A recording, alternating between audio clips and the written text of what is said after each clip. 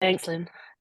So all of the sessions are recorded and they all go up on our YouTube channel. So you can watch all of our past cloud cafes, which there are lots of now because we started all the way back in during COVID in, I think it was just the beginning of 2020 that we started doing these online. But we've really built a fantastic community and we thank everybody who joins us here on the second Wednesday of the month, every month. So I will kick us off now, I think. I know a few people are probably still joining in the background, but we've got three fantastic speakers tonight and a subject which I'm sure is maybe too close to everybody's hearts. But it's something that Stroud Greens are in the thick of at the minute with the upcoming local elections, and I'm sure lots of other areas around the country as well. So tonight's subject is doing politics differently.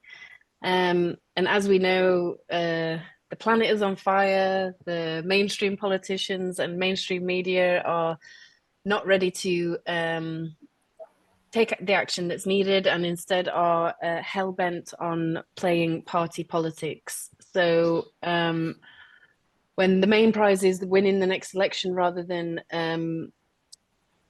paying more attention to what's actually needed for our health, our children, our communities, our planet, the NHS, the education system, then it's going to give space for things like the rise of the far right, which we're seeing at the minute. Nationally in the UK, the two biggest parties are just constantly at each other in the yes-no politics that we find ourselves in with the two-party system. And on a local level, councils are running out of money to deliver the services that are needed for their local communities. And what we want to do as Greens is represent a different voice and give the voters a real alternative to what is out there currently. So, like I say, we have three fantastic speakers joining us tonight, giving different perspectives on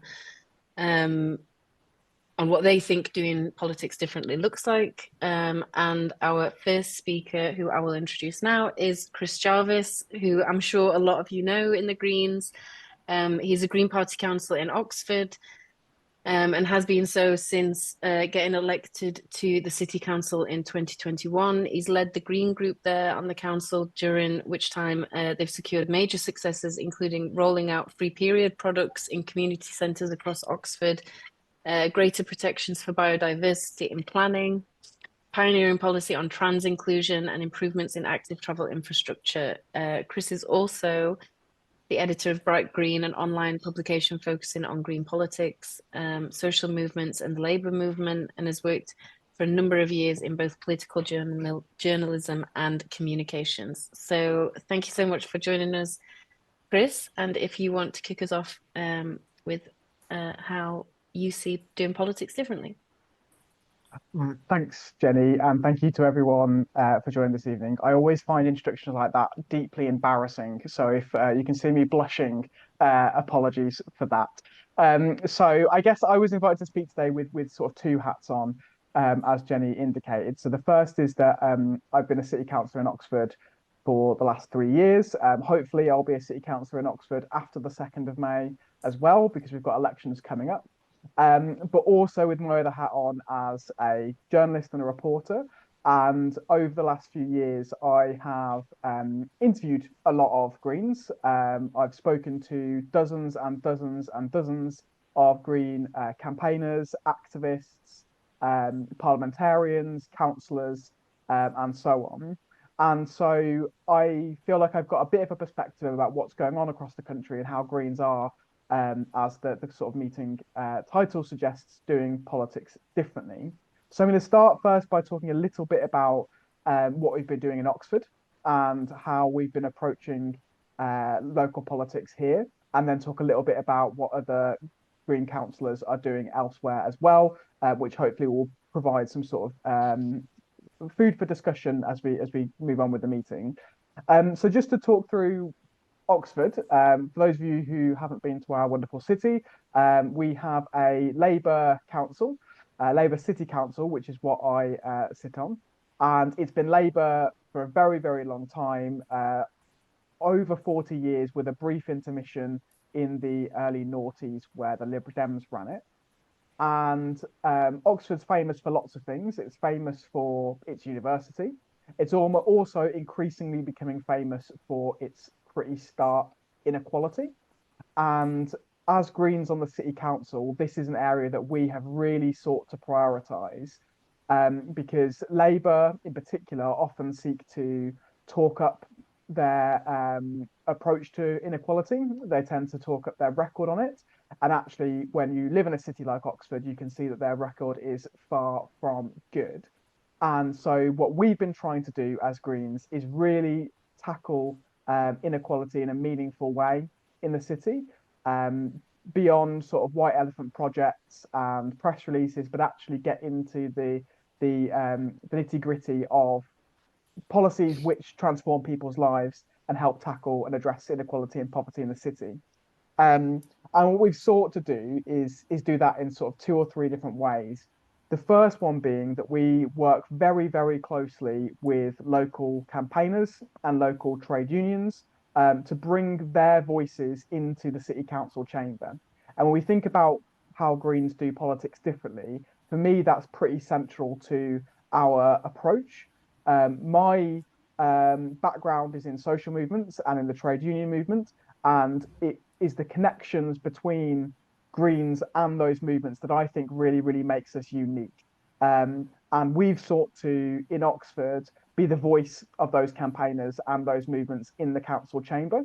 And so we've done that in a number of ways. So one of the things that we've done, as Jenny alluded to in the introduction, is we did a piece of work where we worked with a local organisation called the Young Women's Music Project, which was providing period poverty relief through a distribution network of period products within the city.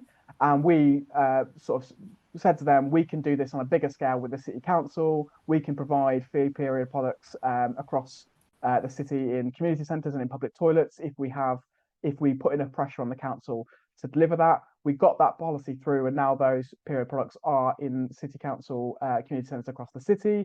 We've worked with LGBT organisations to adopt a pioneering trans rights policy and trans inclusion policy, where we spoke to the local LGBT organisations in the city to identify what the areas they wanted support on were, including things like stopping them from facing discrimination in housing services and other areas. And making sure that councillors and council officers are trained on issues around trans inclusion, so that they can better represent and serve them. We've similarly got the city council to publicly back the campaign for rent controls of the private sector. I expect to talk to any of you about how dismal and dreadful our current housing situation is. But we spoke with the tenants unions in our city and asked them what they wanted. And one of the things they wanted was for the city council to join the public campaign for that.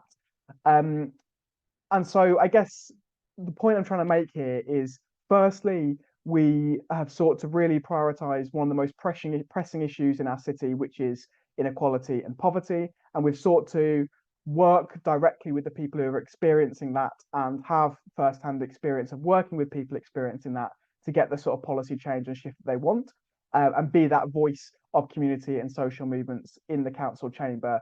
So there isn't a disconnect between the people who are making decisions and the people that they're making decisions on behalf of. I guess the most recent example of this really for me has been around Gaza, which obviously isn't a policy area that that a city council has control over. The city council can't stop what Israel is doing currently in Palestine, but what it can do is add its voice to the growing movement calling for a ceasefire and for justice for the Palestinians, and to put pressure on local MPs and national governments to do the same. And obviously, locally, the Labour Party were very, very reluctant to do this. And we managed to, working with others and working with local campaigners, including the Palestine Solidarity Campaign and a local organisation run by young Muslim women called Help the World Oxford, to get the city council to support a ceasefire and to use what leverage it has to call for one. And that last point, I guess, sort of brings me on to what I wanted to talk about a little bit about what other councillors are doing, because we've seen over the last few weeks and months that Labour councillors have been suspended from the Labour Party for supporting motions at city council level to support a ceasefire in Gaza.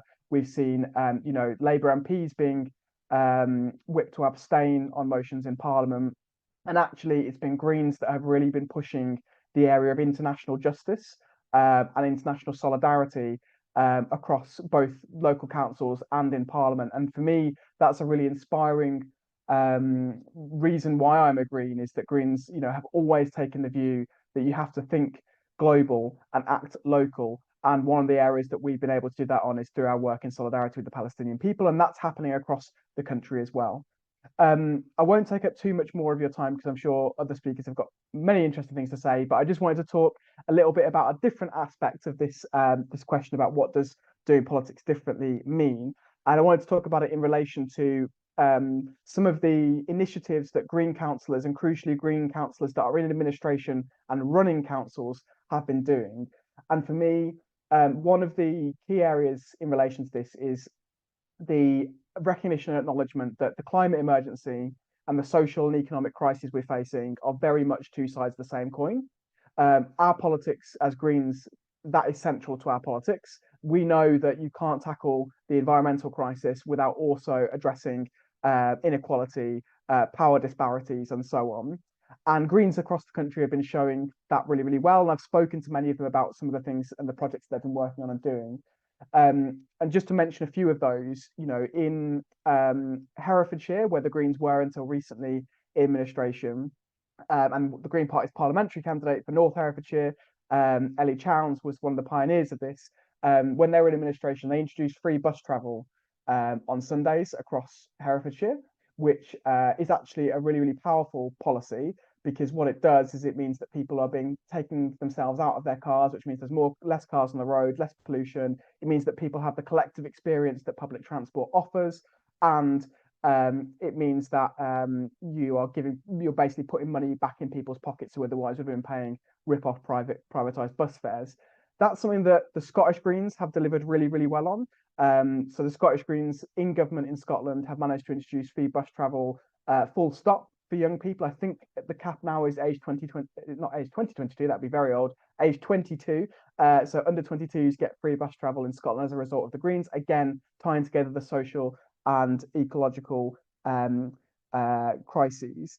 In other areas, we've had, in Lewis, where the Greens are also been in administration for the last few years.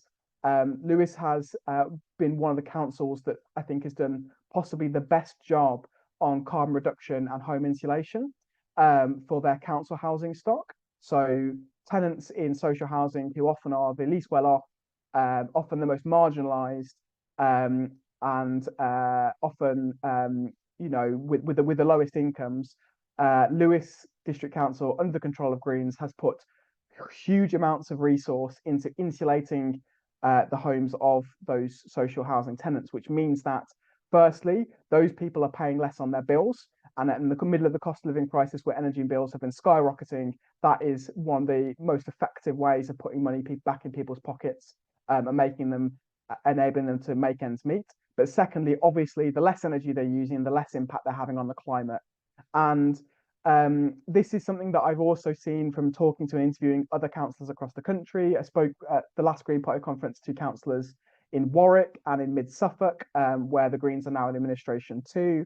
And home insulation and net zero building of social housing is one of the things that Greens across the country are really prioritising.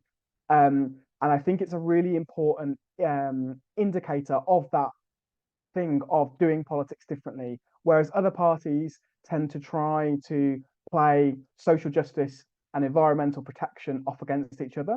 They'll talk about the costs, and they'll talk about how working class people will lose out, or people will have to pay more. The reality is there are measures that we can take, and Greens crucially are taking, that simultaneously address the climate emergency and help people who are facing economic challenges as well. There are dozens and dozens of other examples of things that I could talk about, but I've been going on for, I think, 10 minutes now, which is probably over my time. So I think I'll stop there and looking forward to the discussion. Thanks, Chris. And no, don't worry. I would have started with a wave and then unmuted and told you if you'd gone too far. So don't worry about that. But thank you. Loads of really fantastic points that you're making. I think like one of the most shocking things to me when I'm talking to councillors across the country is the fact that like representing the people that voted for you in the place that you work in terms of like the chambers or whatever, like that's radical.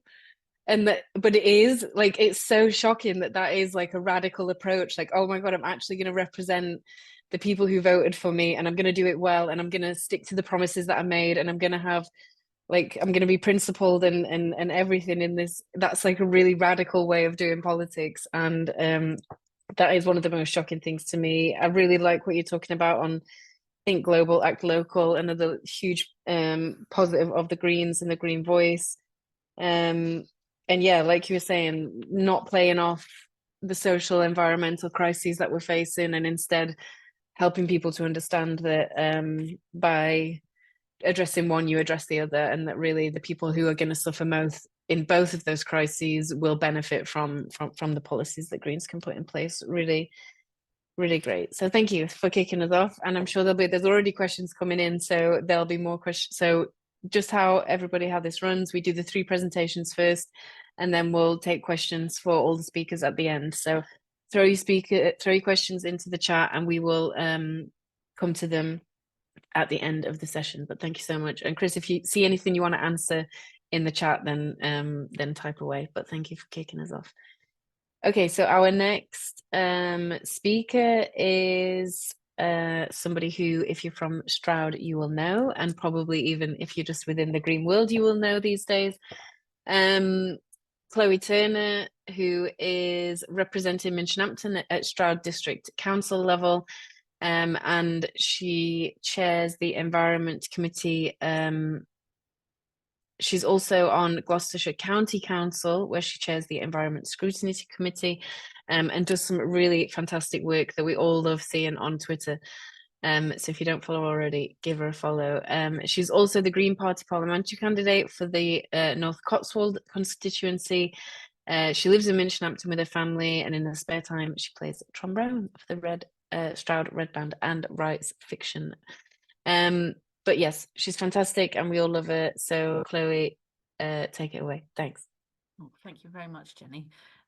I was hoping to share my slides, but it's screen sharing disabled at the moment. Would you be able to unlock that for me? I think that will be Lynn, but yes, we will do that. Lynn, if you can open up screen sharing, that would be great. Or make me a co-host, and then I can do it. I think I'm there now. Okay, magic. Thanks. Hopefully that's done. Is that all right? Yeah, we can see. Yes. Okay. So, see if I can get that onto the big screen. Great. Yes. Well, thank you, Chris, and thank you, Jenny. That was brilliant. I'm going to talk a little bit, just focusing on Stroud today. We've been around in Stroud for a very long time, and I just wanted to talk about where we've come from, but also where we're looking to now. And I wanted to acknowledge that, what I'm going to say, we're very much standing on the shoulders of those who've come before, in terms of, the Green councillors, also other Green councillors around the country, that we learn from and really benefit from networking with. And also, because we've been part of an alliance, for quite a long time, the other parties, I think it would be wrong not to acknowledge their part in where we've got to. Hopefully in future we'll do it ourselves, but but yes, no, we've had some great partnerships over the years. So this is me, top left, never far from a bin, keen on recycling. Top right is me with my fantastic partner Jill, who hopefully will be elected to the council come May. We do a lot of stuff in our community together. The one at the bottom middle is me at conference with some of the many brilliant green women, Carla and Ellie and Catherine, who's the leader of Stroud District Council. So I'm a very proud Green. But there's the story in Stroud. So we had our first district councillor way back in 1986. And from 2012 onwards, we were part of an alliance between the Greens, Labour and the Lib Dems. Within that alliance, we were the first council in Europe to be certified as carbon neutral in 2015, and among the first councils following Bristol and Carla's declaration there to declare a climate emergency in 2018. But back in 2020, there was a big bust up, Labour sort of self-imploded, and that meant that we had to step in to fill a vacuum really and take the council leadership as part of a new alliance with the Lib Dems and a couple of independent groups, and that's where we've been ever since, holding the fort basically. This is us, our brilliant Green group. We've actually acquired a new member since, but we've also very sadly lost a member, Norman, who with a lanyard to the left in this picture, who very sadly died not so long ago. But a fantastic group of individuals who all contribute in their own way.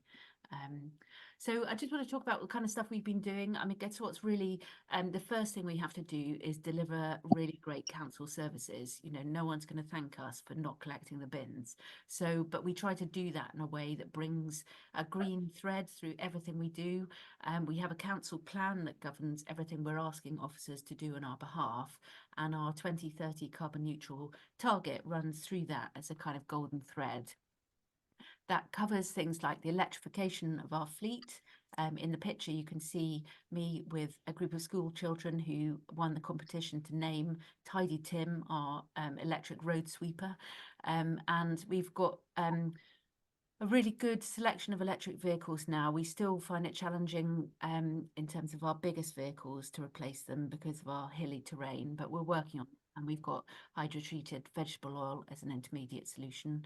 We're working with Yubico, who do all of our waste collection and green spaces management. They have their own climate action plan, which is really fantastic. In the midst of the worst of the energy crisis, our finance officer managed to renegotiate our renewables, our renewable energy contract, and stick with a dark green renewable provider, which was a kind of hard line for us. So I'm really proud we managed to do that. Last year, we implemented a social value portal, which means that our biggest contracts are deriving social and environmental outcomes while doing the business that they're meant to be doing. And we also do a lot of preventative work. So, for example, our antisocial behaviour policy is very much rooted in prevention. You know, we're not interested in bashing people over the head after the event. We want to tackle the causes of antisocial behaviour, just like we want to tackle the causes of everything else that's problematic in society. And finally, we drafted an ethical investment policy, I think it was probably 2 years ago now,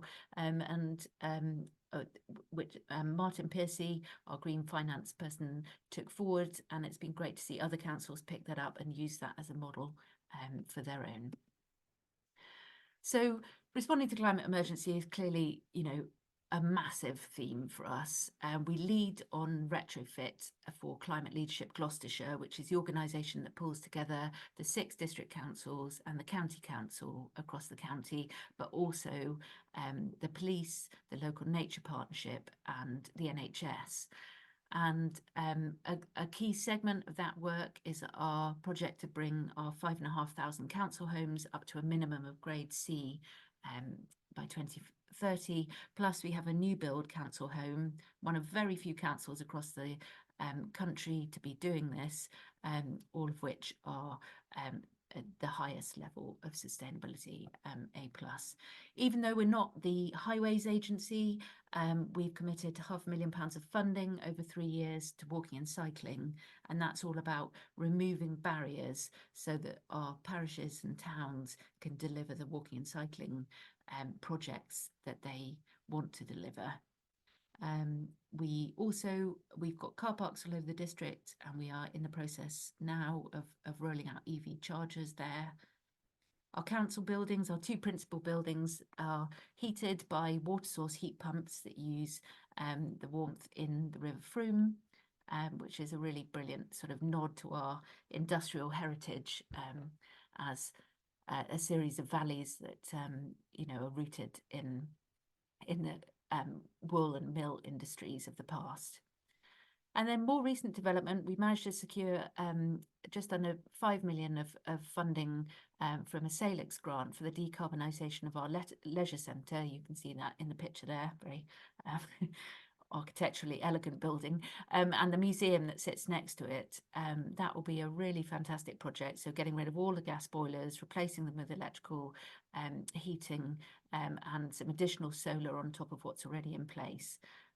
And then we already have in place a heat exchange that takes the heat that comes off our leisure centre and uses it to warm up the water in our outdoor pool that sits next door. So that's all quite neatly tied together now. Our local plan is under examination at the moment, but and the issues that have come up are really to do with the strategic transport network. But what's really pleasing is that all of our very pioneering environmental policies don't seem to have been challenged at all by the inspector, perhaps because we had such strong positive support from the Environment Agency and actually from a number of developers as well. So we hope to see that become adopted hopefully next year. And finally, like all councils, we're wrestling with how to engage with our communities on climate action. We have a 2030 community engagement board who are comprised of representatives of all sorts of demographic communities across the district, that we use as a sort of sounding board for climate action, but also for them to bring us their ideas and talk to us about what's happening on the ground in communities, tackling the climate and nature emergencies. Loads going on in nature, as you might imagine.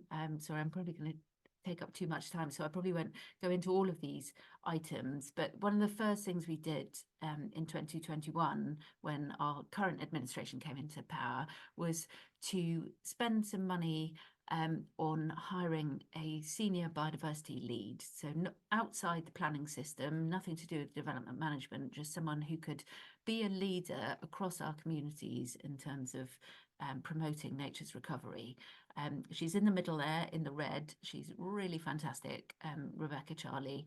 She is, as well as a senior ecologist, she's a farmer, she's the chair of a parish council, she's massively networked into our communities and has just been doing the most fantastic work in terms of outreach with the farming community, in terms of supporting parish councils in their new biodiversity obligations, in terms of pulling together all the councils in delivering a county-wide biodiversity net gain suite of guidance policies, all sorts of things. She's really fantastic. So that investment is paying off massively.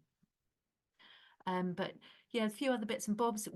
One of the ways that we have learned from other councils is that we have looked at what other Greens in Power are doing around grass cutting and verge management and biodiversity work, and you know, in the interest of not reinventing the wheel, we've essentially copied what Huntingdon Council and Lara, who's over there, have done, because it's just so fantastic, and we're rolling it out in Stroud, and I'm really looking forward to seeing that come forward this year alongside our support for No Mow May in our communities.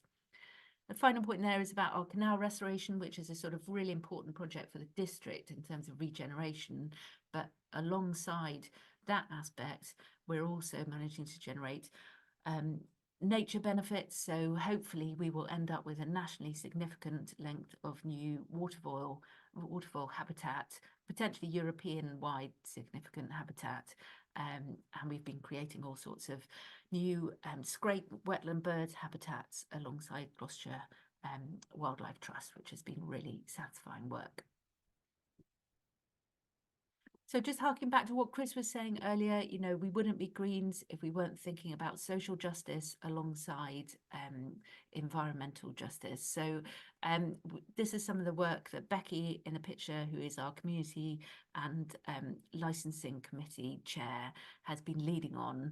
So through the pandemic, actually, and then moving, unfortunately, swiftly on into the cost of living crisis, we've supported a network of community hubs that emerged and are continuing to emerge as a way of getting really into the heart of our communities and supporting the people who know what they're doing, they know where the money should be going, and just helping them to do that, really. Becky's also leading on play area renovations across the district. We've got some major brownfield regeneration projects. We're bringing our leisure centre in-house, which is really exciting. And Becky and officers have been developing a new culture strategy that will really embed culture at the heart of what we do.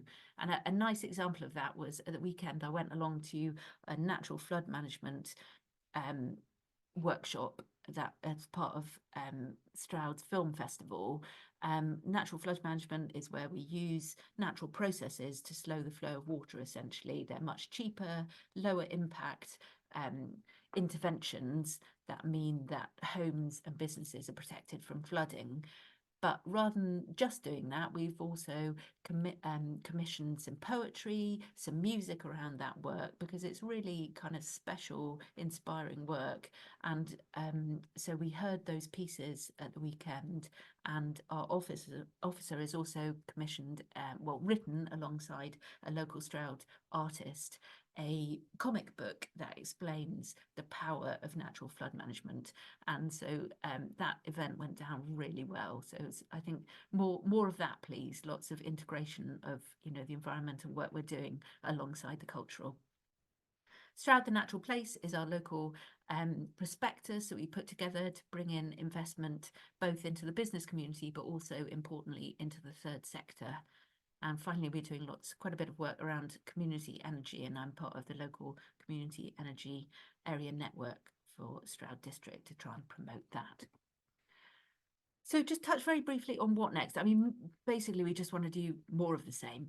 There are loads of stuff I haven't touched on, but we just want to do more green stuff wherever we can. We want to do community wealth building. So that's both in terms of the prospectus I mentioned, but also in terms of helping communities to raise funding to do what they want to do. We want to have an ever more inclusive political environment. It's incredibly exciting that Kate, who is wearing the green skirt there, is running as a district council candidate. Kate is the leader of our youth council in Stroud and is completely fantastic. And it's so exciting that she's now running as a young green in the upcoming elections. But it's really important we do intergenerational work, and we don't just have the youth council sitting as a sort of silo alongside the main council. And I work very closely with them on the environment committee. They help us do our performance management, get into the real detail, and they're absolutely fantastic as a group of people. We'd like to do more participatory democracy. I'm really interested in participatory budgeting. So if and when we have a green administration, it would be great to do more of that. We haven't done nearly enough yet on resource reuse work. I mean, we obviously do all the basics, but there's plenty more to do. And I know there are some councillors amongst our group who feel particularly passionately about this and have fantastic industry experience that they can lend us. Catherine Bourne put through a motion a while ago making it clear that Stroud would welcome a universal basic income trial. And last year we had the launch of the UBI lab for Stroud. We're still looking for funding and ways that we can do that, but it would be a perfect place to trial UBI, I think, and particularly as we've seen the success through the pandemic of just giving cash to the people who need it and providing that safety net and seeing, what people do. Nature recovery strategy, we are in the midst of that at the moment, and hopefully that will be transformative in terms of the way we protect and enhance nature in Gloucestershire and beyond. We already have a one council culture. It's pretty good, but I would say that we have further to go in terms of making sure that when residents ask us a question, we're going back, giving them everything that the council can offer in a coordinated way. And finally, we'd like to see a massive majority win in 2024 that will allow us to do all the bits that we haven't quite been able to do so far. just finish by saying thank you to this group, who are the Greens in Power, who, well, this is just a small subset of the Greens in Power, but these are the other Greens around the country who are in administration, who are an absolute inspiration and the source of so much knowledge and the ability for us to do things without reinventing the wheel every time. So I've loved getting to know them and continuing to do so. You can see from this, lots of you will be familiar with this chart, that we are just on the up. 750 principal authority councillors as of 2023, and hopefully by the end of 2024, many more. So thank you very much. Sorry, that was a bit of a whistle-stop tour. That's it from me.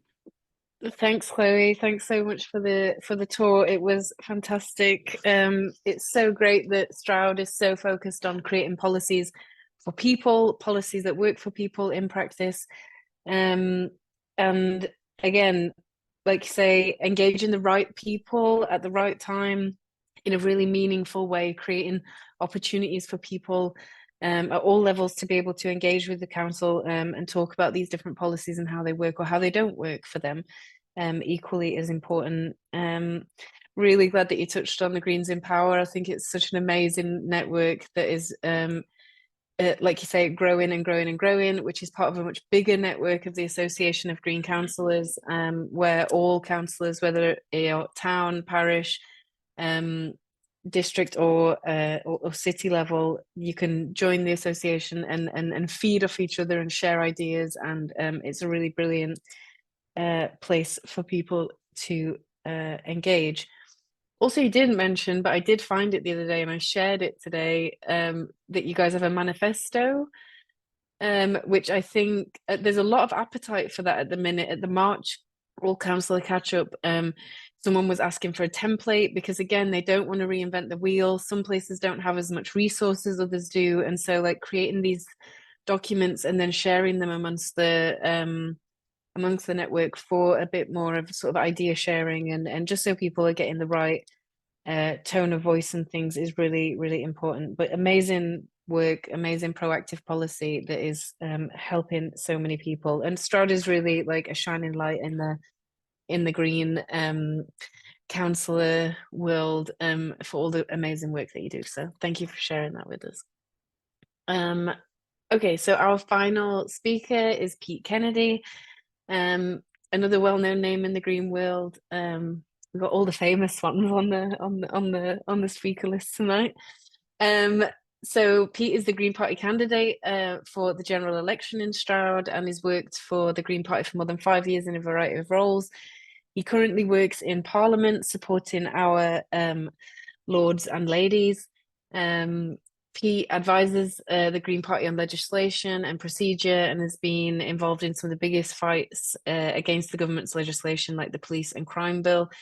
In Stroud, he is the advisor to the 14-strong Green group of councillors and is also a candidate for the district council elections in May for Painswick. So, Pete, do you want to take away 10 minutes? Thanks. Yeah, it's a busy list of hats, and on top of that, I also look after my daughter in the morning. So we juggle childcare and work between the two of us. So it's been a very screamy day today, and so I'm very much trying to find some inner calm amongst all of this. But I'll do my best. So I was drawn to the Green Party when I was around 18, 19 years old. So the 2009 European elections was the first kind of interaction that I had with the Green Party around the European Manifesto, and then the following year, the 2010 General Election Manifesto. And so I dug up the 2010 Manifesto earlier to see sort of what had I seen then that inspired me so much. So I've just seen Scott's comment there. I was drawn to the party's bravery, the focus on the long term, and the energy and radicalism that really sort of encapsulates and I think sets us apart from the other parties so much. So just a few of the policies that I dug up from 2010, the manifesto. So there are about 1 million empty homes, half this number through empty property use orders. Imagine if we'd done that 14 years ago now, 2010. Oppose the incineration of waste, but encourage domestic composting. course, incinerators have just gone through the roof since then, and they continue to be built. Introduce a free home insulation programme for all homes that need it, with priority for pensioners and those living in fuel poverty, aiming to insulate 4 million homes every year. We just wouldn't be having the same energy crisis, the same energy issues, the same cost of living problems that we have now if we would have been doing these things. Maintain a publicly funded, publicly provided health service and oppose NHS privatisation and treating healthcare as a market. Of course, it all just went the complete opposite direction. Oh, cloudy fuzzy. Pete, can you speak? Right, okay, what I'll do is I'll put my headset on instead. I was trying not to look like a massive nerd, but I will do this because it'll be much clearer. Just give me 1 second.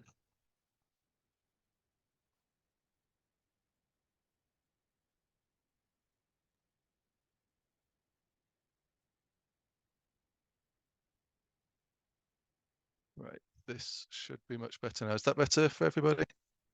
Yeah, that's very clear now. Yeah, Thanks. great. Yeah, okay. It's gone.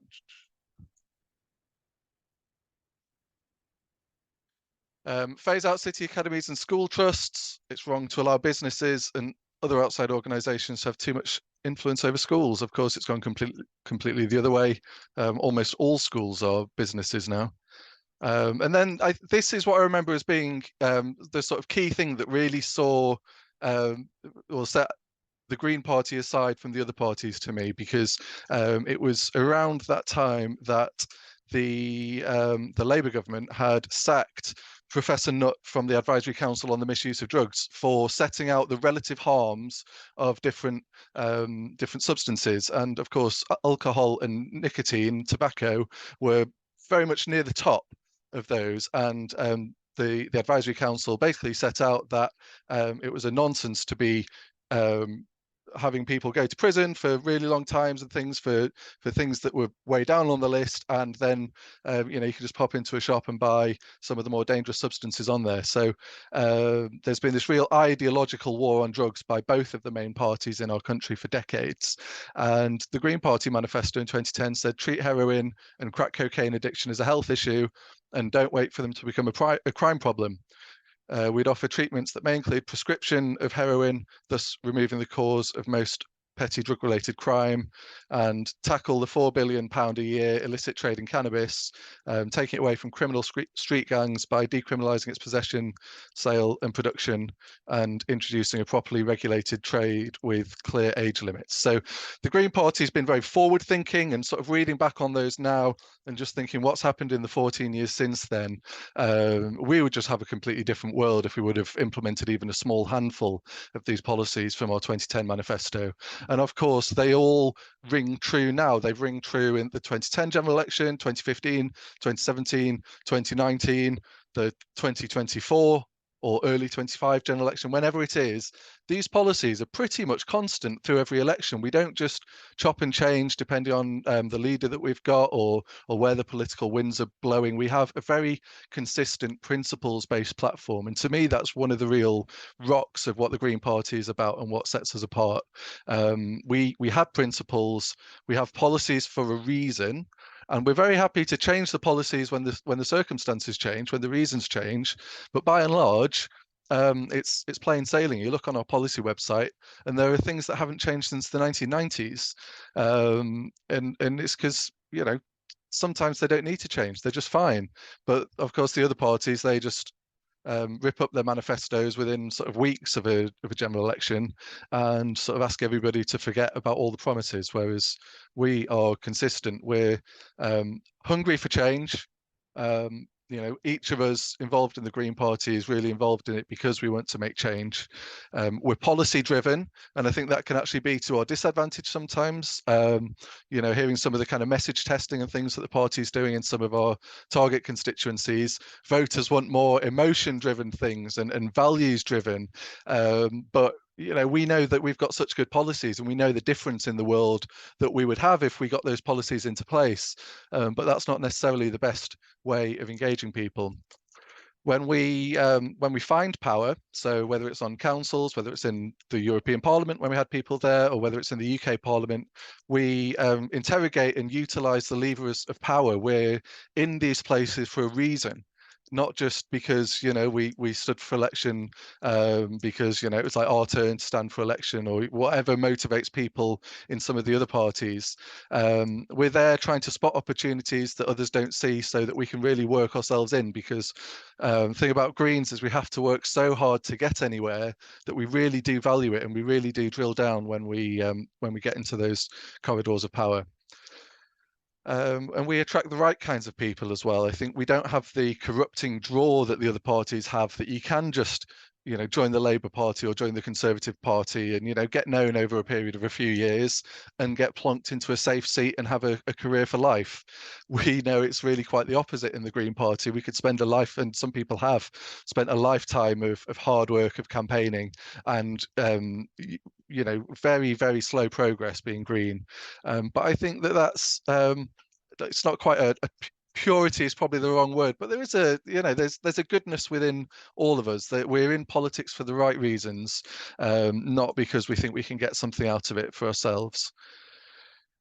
And of course, it's worth the effort, even, you know, even those that have spent a sort of lifetime of work, it's worth the effort, because the alternative to putting that effort in is quite a terrifying world. Something unique about the Green Party is that our policies are set by our members, and our leaders are almost powerless. So whereas the other parties, their leaders can pretty much tear up the manifesto each time, the Green Party does have this stability of this kind of common purpose amongst our members. And the leaders share one vote. If we have co-leaders, they share one vote on GPEX. And they are just one of many members of GPEX who are making those executive decisions for the party.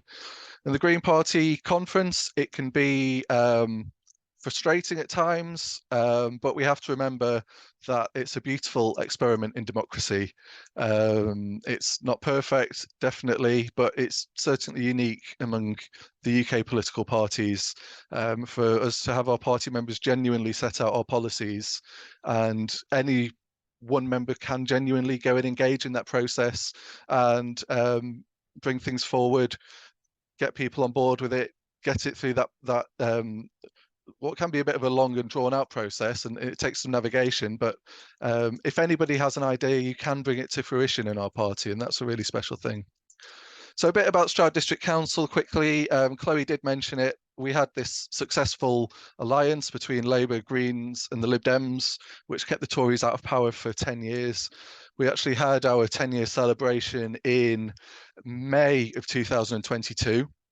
And I kind of wondered why the Labour people weren't signing off on this joint press release that we've been doing.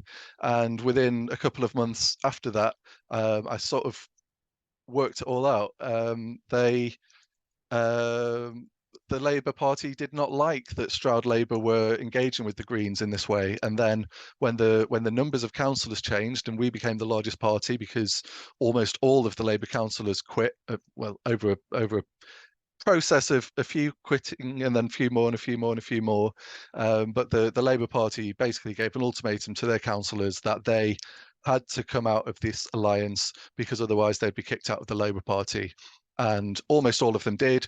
Labour are now left with only 4 councillors, and they are really, really struggling now. They basically destroyed themselves here, but it's because the National and the Regional Labour Party didn't want the Greens to be able to be seen to be doing well, particularly this close to Bristol, which Labour recognised as being a national target, and they didn't want a Green success, basically.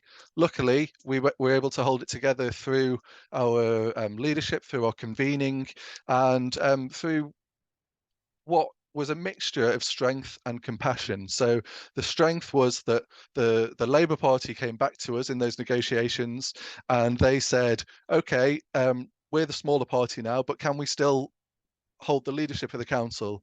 And we just said no, but you know, we really need to work with you to keep the Tories out, and we're not going to make a fuss about this. We basically sat very quietly and just very quietly took the leadership of the council and didn't make any politics of it whatsoever, because we knew that that's what we needed to do to make sure that we held this whole thing together. You know, we could well have just completely exploited the situation, said how bad Labour were, yada, yada, yada. But that wouldn't have, if it would have benefited us maybe a little bit. But in terms of Stroud, in terms of keeping the Tories out, in terms of continuing this great work that we'd been doing together, we needed to keep the politics quiet and really focus on working together and continuing. But now at this election, where we have all our elections in little over 6 weeks, we are aiming to win a majority. We have to win a majority now because we are quite sure that Labour will not be allowed to work with us to keep the Tories out after this election.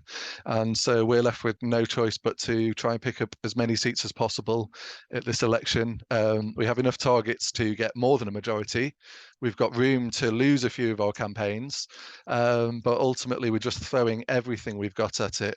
And you know, it's a once in a generation opportunity really, for us to be able to keep the leadership and keep the Conservatives out and just avoid a deadlock really, which we could see if we had similarly sized groups of Greens, Labour and Conservative, which if we don't get a majority, that really is going to be the default.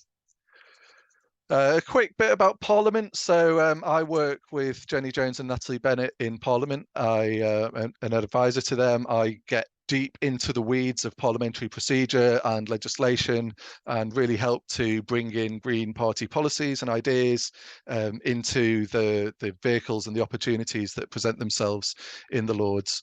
And it's amazing. It's an amazing thing. It's trailblazing stuff that our 3 parliamentarians are doing at the moment. If you think of this as being really the beginning of hopefully a very long-term change in British politics, we're really just learning the ropes at the moment, and hopefully there will over time be many more Greens that are going to come in, and you know, we'll pass on that learning and things to them in the same way that the other parties bring in their new members and pass on learnings. And really we have to remember that unless the House of Lords is reformed in this time, Natalie could be in the Lords for 30, 40 or 50 years. So the work that she's doing now, the learning that she's making now, you know, we're very sort of short-termist in terms of engaging with the parliamentary agenda in this way. But, you know, this is a 30, 40, 50-year operation that we're engaging with. However, we will, of course, hopefully have House of Lords reform and proportional representation, in which case, just, you know, imagine, this is one of the things I think of just engaging with Greens. There's people here, there's people at conference, people just all around the place that we meet in the Green Party. Just thinking, imagine if we had proportional representation, there'd be dozens of these amazing, brilliant Greens that we have, who would be in Parliament, and that would make such a big change. There's then the global element of things. It's easy to forget that we are part of a vast European and global network of green and ecologist parties. There's 87 of us across the world. They could be quite different, but we're all united by common principles of participatory democracy, non-violence, social justice, sustainability, respect for diversity, and ecological wisdom. Which is, you know, it's beautiful stuff, and you wouldn't hear any of the other parties say anything like that. But that is our sort of guiding light in the world of these global Greens. On that note, I think one of the difficult things for us as Greens is that we're so very internationalist and global in our outlook, and I don't think that that necessarily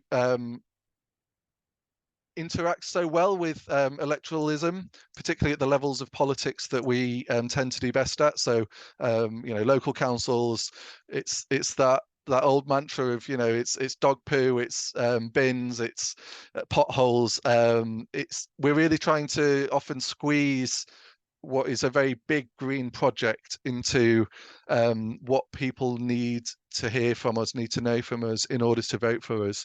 And I don't know how we solve that. You know, we're doing it at the moment in Stroud of really just trying to, you know, what do we need to do? Not to lie, not to mislead, but what do people need from us in order to do that behaviour of putting their cross in the vote next to the Green Party. So So yes, and it's probably our biggest difference to the other parties, that the other parties see politics as the end in itself. To them, it's a zero-sum game. It's about beating the other parties so that they can implement some of their parties and just be in charge. You know, they ultimately just care about winning. You know, Labour just care about beating the Tories, keeping the Tories out, Tories vice versa. But Greens, we've come to politics often out of despair at the world, often out of a place of hopelessness. And I say that that's really where I have come to politics from, and stayed engaged with politics. It's that feeling of what else can we do? You know, we know all these problems in the world, we know the things that need to change, and so we see politics as the vehicle that we must engage with if there is to be any hope, because we know that none of the other parties will ever do what needs to be done. And so that's why we're here, and that's why Greens do politics differently. Brilliant, bringing it back to the main point there, Pete, at the end. I mean, that wasn't in my notes. That was just me trying to find some way of wrapping it up without going, nice one. Yeah. Well, it was great. And the second time tonight that you've spoken like a true politician after your description of how Green Party conference can go down, that was a really I don't want to put anyone democratically off. spoken. Yeah. But no, it was great. And again, like you say, we're a party built on principles. We have been forward thinking since before it was cool to be woke, you know, like I think that is really what it was, all the way back in the 90s, whether it's the drug policy, whether it's our environmental policies, whether it's our social justice policies, whether it's our LGBTQ policies, trans rights policies, like we're always there at the forefront of what matters, and pushing for the real systemic transformational change that's needed, that you were just talking about. I think one thing that you can see from Stroud is like a micro version of what needs to happen on a macro level. Like we need rainbow politics, like we need cooperative politics, and for people to be like proud to be in a you know, working together as different parties, which is a shame that Labour didn't quite get there for Stroud, but that hopefully one day we can have proportional representation, and we can have a rainbow parliament, and we can have real cooperative politics that makes a difference for everybody. So we've had loads of questions in. I'm gonna kick us off with some from the beginning, just in case you're new to Cloud Cafe. Any of the questions that are in the chat will now ask the people to unmute themselves and ask them. You can direct it to one of the speakers, or you can open the floor for all of the speakers to come back on it if you want. Keep adding your questions as we go. I'm sure more will come up, and we'll try to get through as many as we possibly can. So the first question is from Leslie Green. Leslie, if you're here still and want to unmute yourself and ask your question, which I think is for Chris. So Chris, fair warning. Hi, Chris. I might have misunderstood Jenny's introduction, but Jenny, you said amongst the many things that Chris had done, he integrated biodiversity and the ecological crisis in planning. Did I understand that correctly or not? If I misunderstood it, then that, you know, I misunderstood it. If I didn't, you didn't mention it at all, Chris. And so it'd be interesting to hear if you've done it differently from us in Stroud. So I guess, yes, you have understood it correctly. And I can't say whether I've done it differently to you in Stroud, because I'm not entirely familiar with what you've done in planning on biodiversity. But I can speak briefly on this, although I will say that the deputy leader of the Green Group, Lucy Pegg, is our planning expert, and I'm definitely not. But the work that we managed to get through in this year's local plan is specifically about biodiversity net gain and how that is managed through the planning process. And essentially, we put in place a much more rigorous testing process for where biodiversity net gain should take place. And specifically that the default should be that it should happen on site by default, and only when there is a good and a very legitimate reason as to why it shouldn't happen on site. It should happen in the local area, then the same cascade again to within the city, and then the final one outside of the city. So it's quite a technical thing, but what it means is that hopefully, although the local plan is yet to come into force, but hopefully what it means is that what we'll avoid is developers essentially saying that they're delivering biodiversity improvements, and that is not something that occurs within Oxford at all, and it's not a benefit to our local ecology and to local residents experiencing that biodiversity. But if you're interested in hearing more about it, contact Lucy Pegg, who's our planning guru and our biodiversity guru as well. She's a guru on many things. Okay, thank you. I suspect, Chloe, we're already doing, or we're working towards that, aren't we? Yeah, we're quite fortunate in Gloucestershire because we've got a couple of things going on. So yesterday, the 7 councils across Gloucestershire, led in part by Rebecca Charlie and with lots of help from other experts across the county, have put out biodiversity net gain guidance for developers for everybody, and I think that's really helpful that we've got that consistency. And then we've also got the Gloucestershire Nature and Climate Fund that means that developers who can't deliver on site have got a high quality ecological solution they can buy into within the county that's not for profit. So it's not that some big corporate is sucking up the biodiversity gain.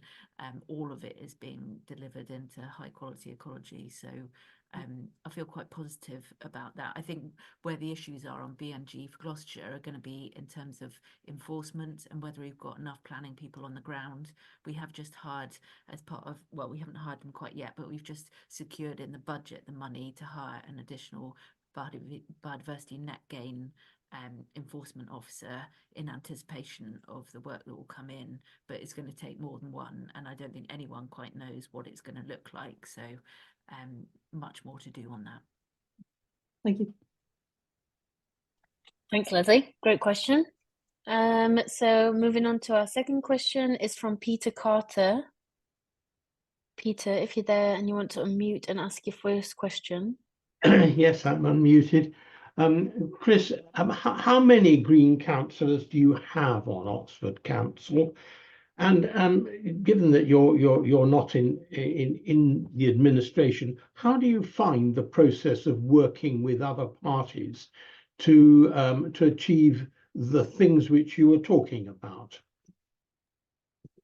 This is a really interesting question, and the way that I would have answered it would have been very differently 3.5 months ago than it is now, because there's a lot of political context in Oxford that has changed. But to answer the first bit first, we have 6 councillors, Green councillors in Oxford. We are very much hoping and aiming to move up to 10 in May this year. So hopefully in 2 months' time, there'll be 4 more of us. That would make us the official opposition. But the reason I say that my answer on the working cross-party has changed is because in October, there were 32 Labour councillors out of 48. They had a huge majority. Now there are 22 because 10 Labour councillors have resigned in protest over Keir Starmer's position on Gaza. And so we're now in a position where we're in no overall control. And that means that by default, cross-party working is not only easier, but it's necessary for things to happen within the council. So I would say that prior to that that change happening in the council, I guess our approach to getting things through and getting things changed often oriented around what pressure we felt that we could exert on Labour in administration. And so the sort of list of things that I talked about earlier were often in areas where Labour very much didn't want to be seen to be not supporting it. Labour in administration definitely didn't want to be seen to be opposing a scheme to tackle period poverty. They didn't want to be seen to be opposing other things that we've done on workers' rights and inequality and so on. And so we were utilising leverage from both, I guess, the campaigners and social movements in the city, but also an acknowledgement of what Labour will want to portray themselves as. Since then, we've been able to do a lot more cross-party working because, crucially, those 10 Labour councillors who've resigned no longer are under the Labour whip. And for anyone who's interacted with a Labour group on a city council, you'll know just how strong a Labour whip can be in making sure that Labour councillors don't work with other parties and don't vote with other parties. Now we're working much more closely with the independent groups. We now have 2 on the council, and also with the Liberal Democrats to work to deliver the kind of changes we want to see. So the most recent example of this was in our budget, which went through in February. Now, in the Labour group's initial budget proposals, they were proposing a quite substantial cut to the council tax reduction scheme. So this is a scheme which basically gives a reduction in council tax to the lowest income residents in the city. And in a city like Oxford, where there's vast inequality and poverty, it's one of the major mechanisms we have as a city to protect residents from that. And so we worked collaboratively with the Liberal Democrats and with the independent groups to put together a budget amendment so that we could protect that. I guess that's an example of basically us working closely with other groups. In terms of the ceasefire motion on Gaza, that was an extensive process of cross-party working, where essentially I was acting as a go-between between the Liberal Democrats and two separate independent groups who all had very pernickety changes they wanted on wording, and it was a quite extraordinary experience of trying to get 500 words that everyone could agree with. But basically, the short answer to what your question was is that we found it a lot easier since.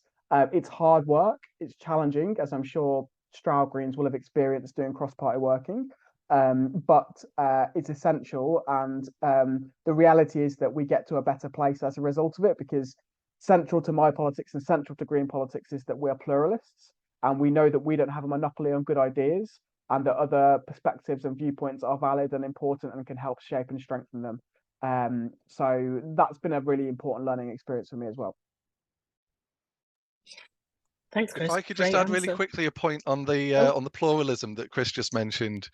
It's something when I've been speaking to our Green councillors here in Stroud and saying about getting a majority. It's something that we've been talking about for some time now, but aiming to get a majority, and then we don't need to rely on these other parties anymore. The response has very often been, yeah, but we're not just going to dominate them. We're not just going to use that majority and just push everything through. And so there's this incredible sort of self-restraint amongst Greens that even with the idea of us having that power, that majority power and that ability to just do everything, they still want to cooperate with the other parties. Nobody is out here imagining a world where we're just going to tell everyone else what to do and they have to just sit as the sad opposition parties and not get anywhere with it, which is what the other parties do when they do have majorities. So it just is another illustration of what Greens are like, and how even just our mindset and our complete approach to politics is fundamentally different, rather than simply being shaped by the circumstances that we find ourselves in as sort of being a small but growing party.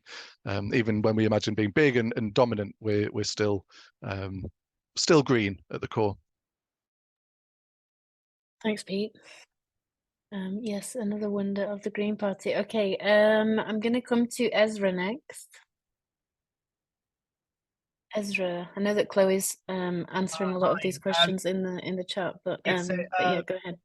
Particularly a question for Chloe. I was hoping you could say a little bit more about the community engagement board that you've set up, and if there's time, the social value portal. I'm very interested to hear about what those are doing, how they're working, whether they're successful, because that's a big challenge that we've got in Lewis District as well. We've got strong ambitions for the council's climate change targets and carbon reduction targets, and also ambitions for the district as a whole. And obviously for the district as a whole, that's much more difficult. So I'm really interested to hear how you're managing that. Yeah, so I would say on the community engagement board, and thanks for the question, Ezra, it has not turned out how we thought it was going to turn out. It's been a sort of 2-year process. So we thought it would be a group of people who were sort of passionately representing their communities, taking stuff back, bringing stuff forward. That's not quite how it worked out. We actually discovered that even the people who are leading in those communities didn't feel confident around climate. So what we've ended up doing is a kind of facilitated climate education project with a group of people that has been a lot about sustainability learning and taking that back into their communities. And it's only really, if I'm honest, now 2 years on, that we're getting to where we thought we'd be at the beginning. And those people are going back and mentoring community groups within their communities in their climate action. So we had a really strong facilitator who works with the UN and all sorts of other people in sustainability education, and she sort of led this program with the group that includes some councillors like myself and others from the Environment Committee, but also around 20 representatives of demographic communities who've dipped in and out. Like, some have been to every meeting, some have been here and there. So yeah, it's been really interesting. Some communities have been much more engaged than others, and it's been a learning experience for everyone, and we're not there yet by any means. So I don't have the answers on that one, unfortunately. The social value portal is a bit simpler in that we just implemented the model. You know, you have the list of themes, outcomes and measures that you pick from. In our case, it applies to every contract over £75,000, and we require of the people who tender for those contracts that they sign up for the social value themes that we've identified for those contracts. And then they have to deliver on the KPIs that come off the back of that. So, for example, they might be around local job creation, or it might be around not using single-use plastics, or there's a massive long list of TOMs, as they're called, as you may be aware. So at the district council level, the gains in the first year were relatively modest but encouraging. At the county council, it's amazing what you get. So they've also implemented it around the same time frame. Unfortunately, most of the TOMs they've gone for have been more up the economic end than the environmental, but they've delivered millions of pounds worth of social value, because of course their contracts are so massive. So as soon as you start insisting on this stuff, you can just generate massive gains. So I can certainly send you all of the papers on both of those things if that would be helpful, like the terms of reference for the Community Engagement Board, and then the report. We've just had the annual report on the first year of the social value portal. If that would be helpful, I can send that over as well.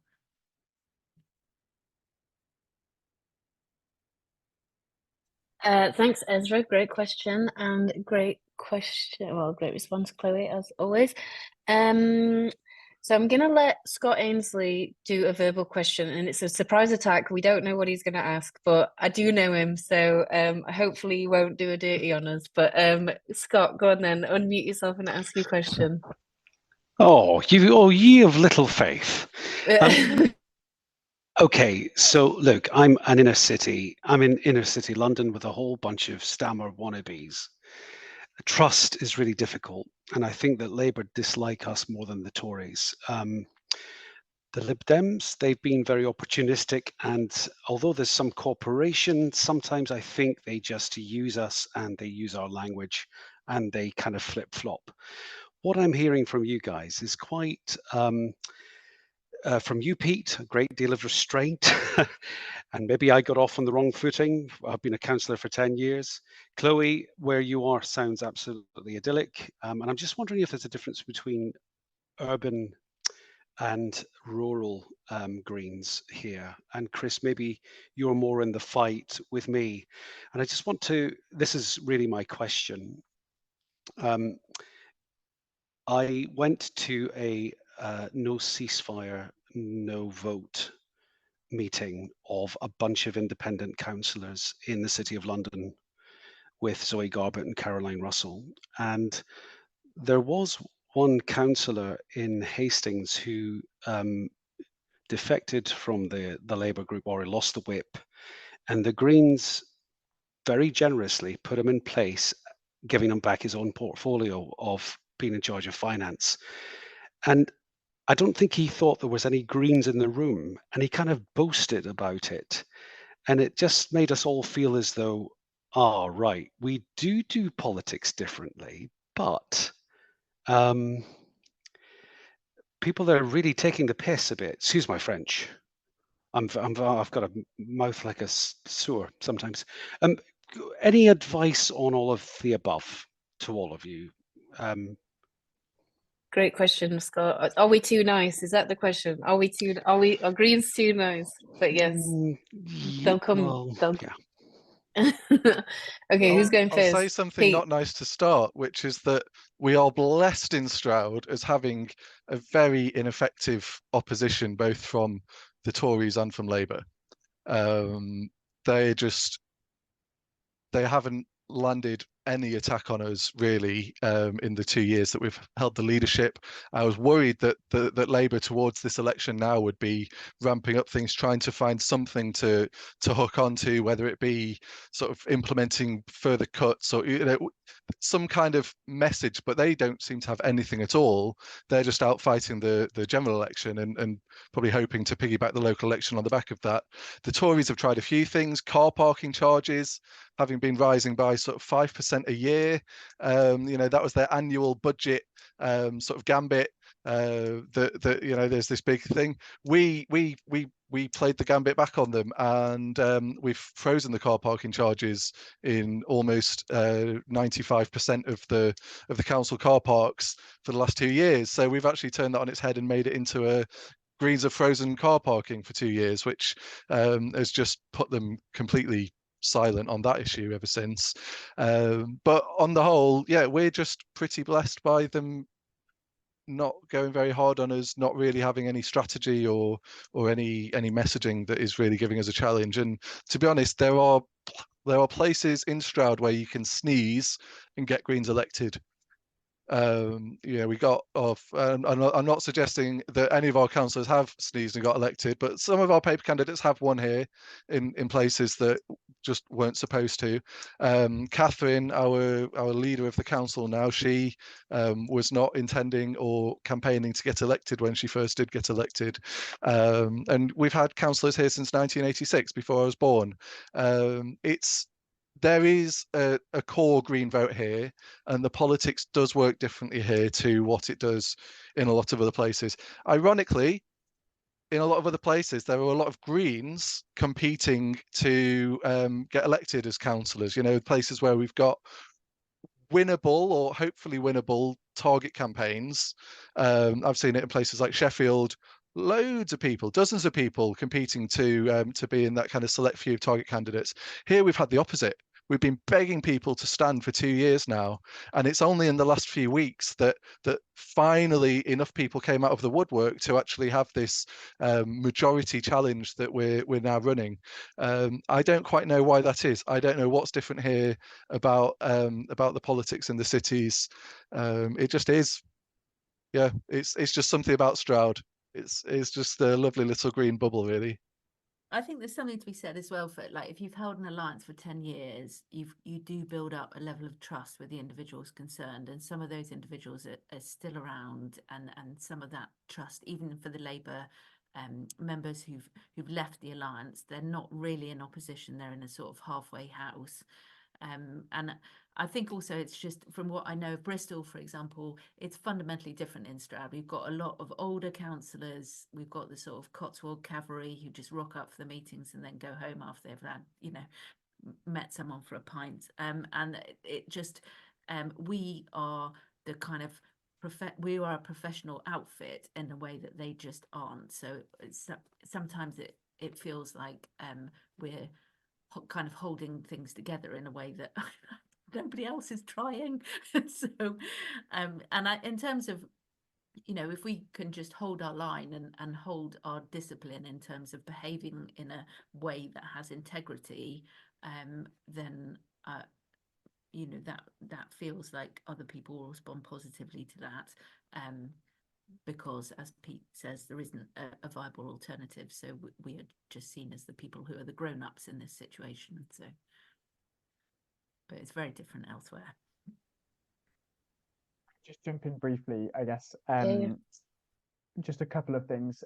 So, Scott, I think, in Oxford, let's talk specifically about the Labour Party. I would say, the people involved in Oxford Labour, either on the council or their candidates, are not necessarily the sorts of people that I would want to spend a huge amount of my social life with. When I was elected, the Labour candidate who stood against me was a gentleman that called Luke Akehurst, which some people on this call may know. He certainly wouldn't have been at the No Ceasefire, No Vote conference that you were at, Scott. But I guess the frame of mind I try to enter with all things in politics is that politics has been for a very long time, is, and probably for a very long time will be, a deeply unpleasant place, and it attracts some unpleasant people. You can't expect other people to be acting in good faith. And the approach that I try to take is to never get annoyed or irritated or pissed off or upset by what another party is doing, because there's nothing we can do about that. I get emails from and WhatsApps from members involved in our campaign who get irate and upset about something that's been written about us in the leaflets. It's not a good use of your time and energy. You use your time and energy on working with your community, on working with councillors that you can work with, and working to get change, rather than reflecting on the sort of status quo politics of some of the people in other parties.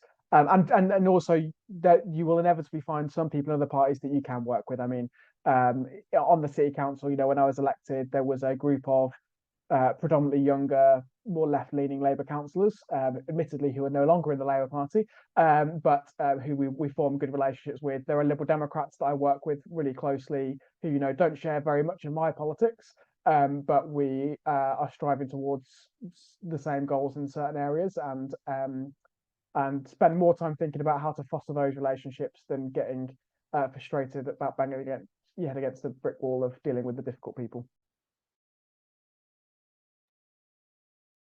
Thanks, Chris, Chloe, and Pete. Thanks, Scott, for a great surprise attack question. Pre-warning now to our speakers, the last 5 minutes, I'm going to ask you like a 30-second roundup. What do you want people to take away from this call? What is the last cry or shout or moment that you want them to remember from this session? As I give you 30 seconds grace to think about what that might be before I call the first person, just to say thank you to all the speakers, to everybody that's joined us this evening. It's a really important conversation to have, the one about why we do this, why we're here, and connecting with all together, whether we're in the belly of the beast in central London or whether we're in the green bubble of Stroud. Greens matter. We, like Chris said, kill it with kindness. We practice what we preach. We work hard. We show up. When we get power, we don't abuse it. We use it to the maximum capacity that we can for as many people as we can. And we always make sure that we keep community in our minds and hearts, and make sure that we're really the voice of the people that have voted for us. We're grateful for it. It doesn't come easy for Greens. I think when you're a young person interested in politics and you think, oh, I can't wait to be a politician, and then you realize that you're a Green, you think what an absolute nightmare it is going to be for me to gain any amount of power. I remember thinking that when I was younger, and then being like, oh, it's fine, I'll become an MEP, and then having that robbed from me, the only bit of proportional representation that we could see. And now, we're slowly clawing our way into some kind of power in a system that is built against us. And it's going to be really amazing to see what happens at this local election and at the general election. And I myself can't wait for it. And will do everything in my power to help those who are getting elected, and I'm sure everybody here will do the same. So now I am going to pick on Pete first to give us his 30-second last-minute roundup of what you all need to take away from this meeting. You kind of stole it from me, Jenny, really, and Scott as well. Yeah, it ain't easy being Green. There's a lot of work. There's a constant, I think, imposter syndrome, a constant sort of terror and existential dread at knowing the scale of change that needs to happen and the absolute inability of individual politicians or even governments to probably make the scale of change that we need to be able to make, and particularly when where we are at the moment, sort of a few weeks out from at the very least a local election, potentially a general election. We're all wading through leaflets, business, life, everything, and it could be a hard time, but just keep reminding yourself why we're doing it. Keep reminding yourself that we are fighting a good fight here, and it's so important. And just try and take a little step back and see the bigger picture, and remember that this is hopefully the start of many years of green success before us. Thanks, Pete. Lovely ending. Okay, Chris, I'll go to you and we'll end with Chloe. I'll be as quick as I can, and I wanted to say sort of 4 things to wrap up some of the conversation we've been having in terms of Greens and how we do politics differently, and some of the lessons from this meeting. First thing I wanted to say, which I think has come from some of the conversations, is that Greens, when elected, are the most hardworking people on any body. Before this meeting, I was designing leaflets for our target campaigns, and one of the top stories on there is that the Greens have the highest attendance record of any council group on Oxford City Council. I thought I had the highest attendance record, but sadly, I was only second highest behind my partner downstairs, who has a 100% attendance record, and Pitt's my 96%. The 3 other areas I wanted to mention as sort of central to Greens doing politics differently. One, what I talked about earlier about working with, not for, and not to communities. The second is the pluralism that we've talked about throughout this call. And the third, which I think boils down to me the essence of green politics, it's about redistribution. It's about redistribution of wealth, about redistribution of power, and about redistribution of priorities that puts people and planet first. And I'll leave it there. Great, thanks so much, Chris. Chloe? Oh my God, I can't believe I have to follow these two. It's well, yeah, I mean, I think a lot of us are the kind of people who are reluctant to take power, but it's such a pivotal moment. Just before this call, I was listening to Caroline Lucas on the Rest is Politics leading interview that she did the other day, and it's so exciting to be in a council that's at this kind of pivotal moment where we can move forward, hopefully, and really deliver on what we wanted to do in its full glory. And I'm also incredibly grateful for the infrastructure that sits behind that, for all the people that aren't councillors but make this stuff happen. So yeah, thanks for having me on tonight. It's been great hearing what everyone else has said. Thanks, guys. Also, just like Greens have loads of strong women. Love that about the Greens. Women are great. Join us next time on the Cloud Cafe. Tell your friends about the Cloud Cafe. Donate to the Greens. Go outdoor knocking. Follow everyone on Twitter. Share, like, do everything that you physically can.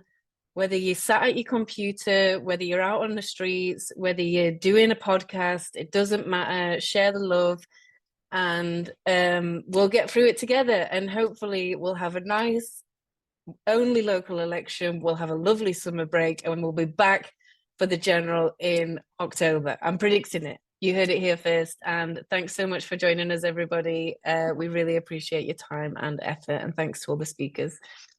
We'll see you next time. Thanks, guys. Really lovely session. Thank you so much. Thanks, Scott. Bye, guys. Everyone, thanks, Jenny, for chairing. All Cheers, good. guys.